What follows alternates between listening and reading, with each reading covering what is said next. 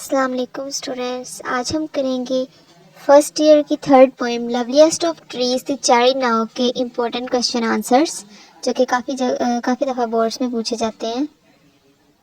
Question number 1 ہے what time of the year is mentioned in the first stanza?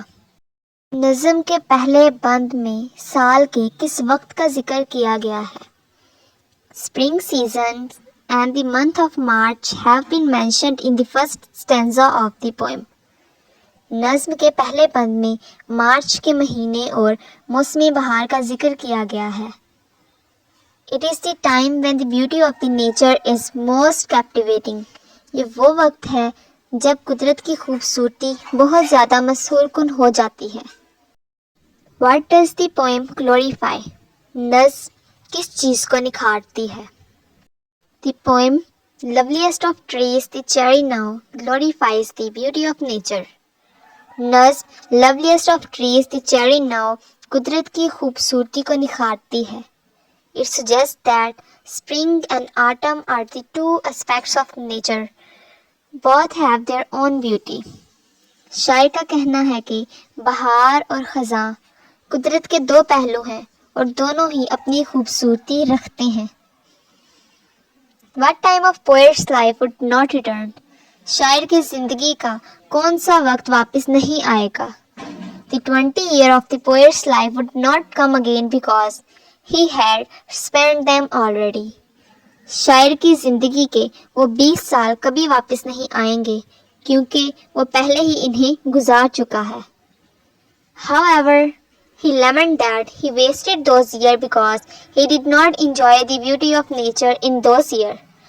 تاہم اسے ہمیشہ پچھتاوا رہا ہے کہ اس نے اپنے وہ 20 سال قدرت کی خوبصورتی کو سراہے اور لطف اٹھائے بغیر ضائع کر دیے۔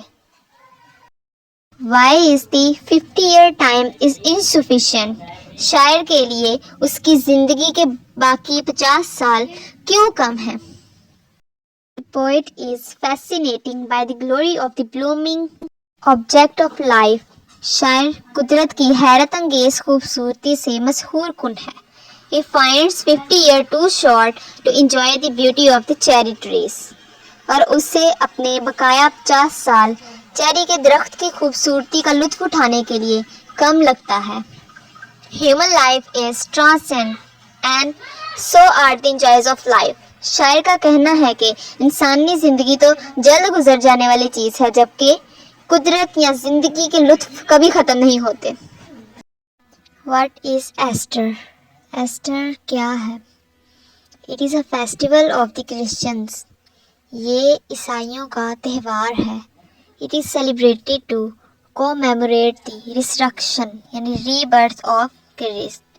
It is observed in the first Sunday after a full moon or after 21st March. یہ مسیح کے جی اٹھنے کی یاد میں منایا جاتا ہے۔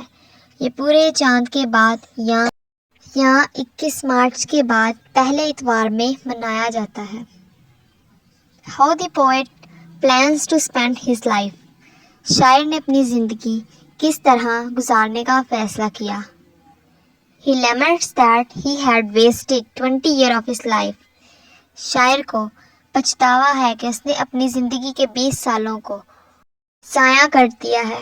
He affirms that he will not waste it any other moment and go to woodland, be enjoying the beauty of nature. اب اس نے خود سے ارادہ کیا کہ وہ مزید ایک لمحہ بھی ضائع نہیں کرے گا بلکہ جنگلوں میں قدرت کی خوبصورتی کا لطف اٹھانے کے لیے چلا جائے گا۔ He will spend his life in the lap of nature. اور وہ اپنی بقیہ زندگی قدرت کی گود میں گزارے گا۔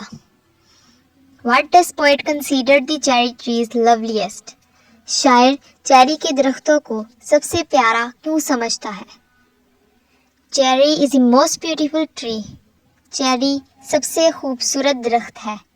It stands along the path of the woods and enhances beauty.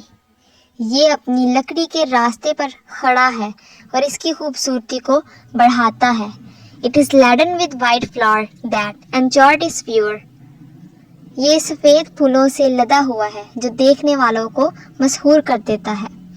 It seems that Cherry has put on a white dress to celebrate the festival of Easter.